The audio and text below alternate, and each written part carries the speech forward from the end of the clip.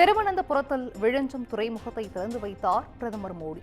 கேரள முதலமைச்சர் பினராயி விஜயன், தொழிலதிபர் அதானி ஆகியோர் பங்கேற்பு.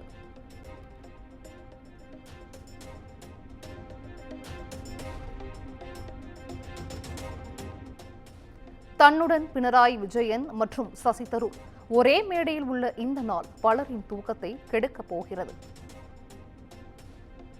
சிபிஐ, காங்கிரஸ் கட்சிகளை மறைமுகமாக சாடிய பிரதமர் மோடி.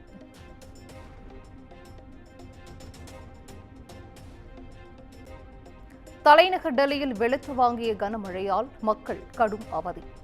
மழை பாதிப்பால் 4 பேர் பலி, பொது போக்குவரத்து கடும் பாதிப்பு.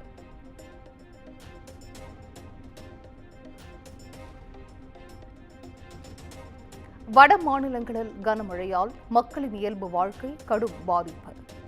ஜம்மு காஷ்மீர், உத்தரப்பிரதேசம், ஹரியானாவில் குளம் போல் தேங்கிய தண்ணீர்.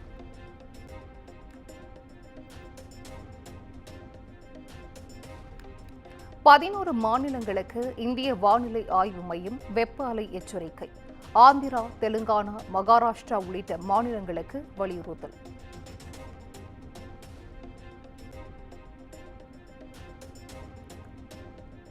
பாஜகவுடனான கூட்டணி அறிவிப்புக்கு பின் இன்று கூடுகிறது அதிமுக செயற்குழு. 2026 சட்டப்பேரவை தேர்தல் பணி குறித்து ஆலோசிக்க இருப்பதாக தகவல்.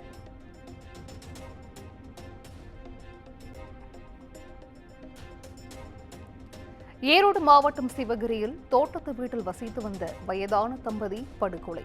கொலையாளிகளை பிடிக்க 8 தனிப்படை அமைப்பு.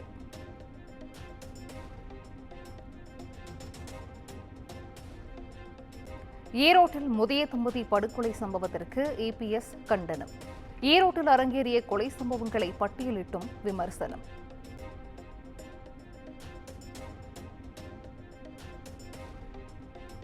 திமுக அரசால் தொடர் படுகொலைகளை தடுக்கவும் முடியவில்லை, குற்றவாளிகளை கைது செய்யவும் முடியவில்லை. ஈரோடு கொலை சம்பவத்தை குறிப்பிட்டு அண்ணாமலை விமர்சனம்.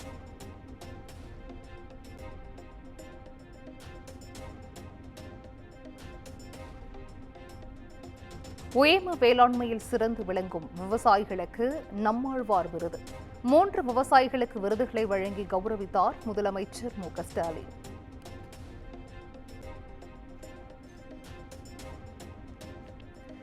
சிபிஎஸ்இ பள்ளிகளில் 3, 5, 8ஆம் வகுப்பில் 30% குறைவாக மதிப்பெண் எடுத்தால் இனி ஃபெயில். 8ஆம் வகுப்பு வரை கட்டாய தேர்ச்சி என்ற நடைமுறை விலக்கப்பட்ட புதிய நடைமுறை வரும் ஆண்டு முதல் அமலுக்கு வருவதாகவும் அறிவிப்பு.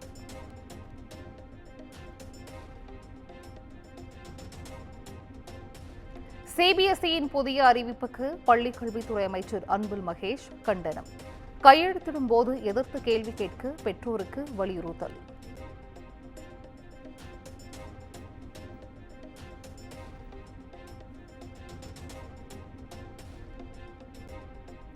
போக்சோ வழக்கில் சிக்கும் அரசு பள்ளி ஆசிரியர்கள் 4 நாட்களில் இடைநீக்கம்.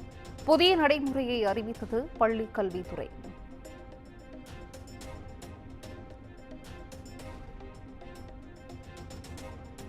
தமிழ்நாடு முழுவதும் அதிகரிக்கும் தெருநாய்கள் தொல்லை.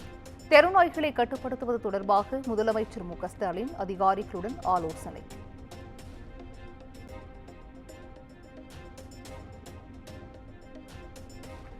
சாதிவாரி கணக்கெடுப்பு நாட்டின் ஒட்டுமொத்த வளர்ச்சிக்காக கொண்டுவரப்பட்டுள்ளதாக வானதி சீனிவாசன் பேட்டி. எதிர்க்கட்சிகளின் குற்றச்சாட்டிற்கு பதிலடி.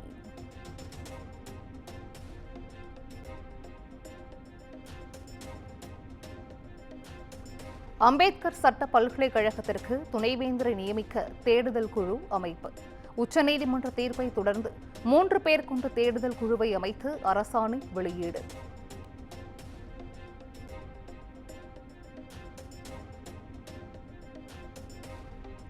தமிழ்நாடு அரசு கேபிள் டிவி கழகத்திற்கு எதிராக பிறப்பித்த ஜிஎஸ்டி ஆணையரகத்தின் உத்தரவுக்கு இடைக்கால தடை. 285 கோடி ஜிஎஸ்டி வரி தொகையை அபராதத்துடன் செலுத்த உத்தரவிட்டிருந்ததற்கு எதிரான வழக்கில் சென்னை உயர்நீதிமன்றம் உத்தரவு.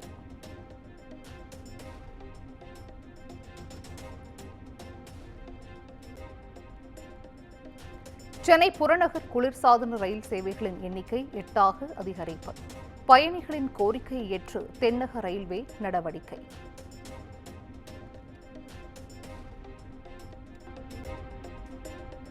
ஃபிட்ஜி பயிற்சி மைய தலைவர் மற்றும் இயக்குநர்கள் மீது வழக்கு பதிவு. மோசடி புகாரில் சென்னை மத்திய குற்றப்பிரிவு போலீசார் நடவடிக்கை.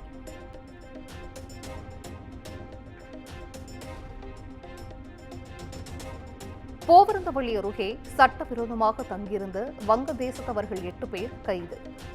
போலி ஆதார் கார்டு வைத்திருந்ததும் விசாரணையில் அம்பலம்.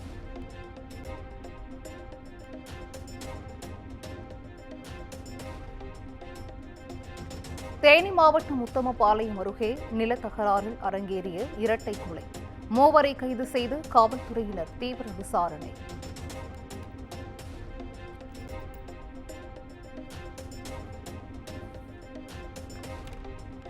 கன்னியாகுமரி மாவட்டம் ஆரல்வாய்மொழி அருகே வேன் மீது மோதிய அரசு பேருந்து.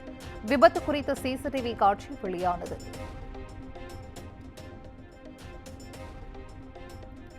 கோவை மாவட்டம் மேட்டுப்பாளையம் மற்றும் அதன் சுற்றுவட்டார பகுதிகளில் சூறாவளி காற்றுடன் கனமழை. 3 லட்சத்திற்கும் மேற்பட்ட வாழை மரங்கள் முறிந்து விழுந்து சேதம்.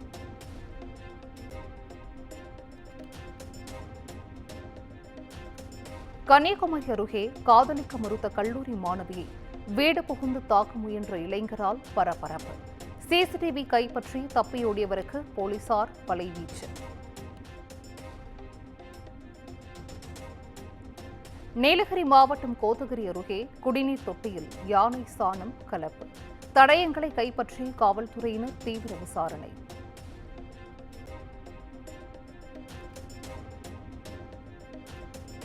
கன்னியாகுமரி குலசேகரம் அருகே கார் ஆட்டோ நேருக்கு நேர் மோதி விபத்து. சாலையில் சென்ற முதியவர் உயிர் தப்பிய சிசிடிவி காட்சி. மதுரை சித்திரை திருவிழாவிற்கான வழிகாட்டு நெறிமுறைகள் வெளியீடு. கள்ளழகர் ஆற்றில் இறங்கும் நிகழ்வையொட்டி பல்வேறு கட்டுப்பாடுகள் விதிப்பு.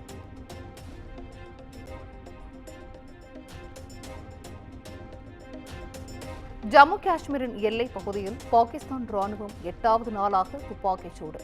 இந்திய ராணுவமும் தக்க பதிலடி கொடுத்ததாக தகவல்.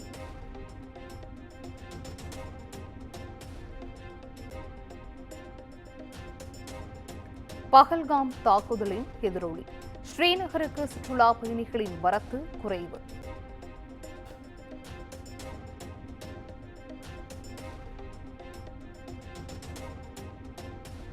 பாகிஸ்தான் வான் தடையால் ஏர் இந்தியா நிறுவனத்திற்கு பெரும் நஷ்டம் என தகவல். ஒரு ஆண்டில் 5081 கோடி ரூபாய் இழப்பு என தகவல் வெளியீடு.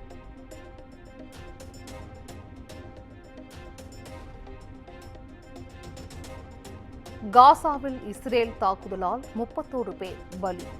60 நாட்களுக்கும் மேலான உணவு தடையால் குழந்தைகள் கடும் பாதிப்பு.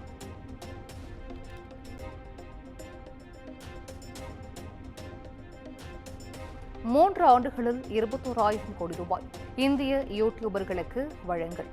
நிறுவனத்தின் சிஇஓ நீல் மோகன் தகவல்.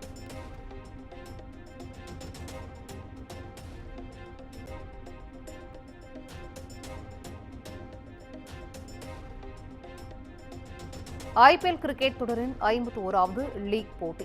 குஜராத் ஹைதராபாத் அணிகள் இன்று மோதல்.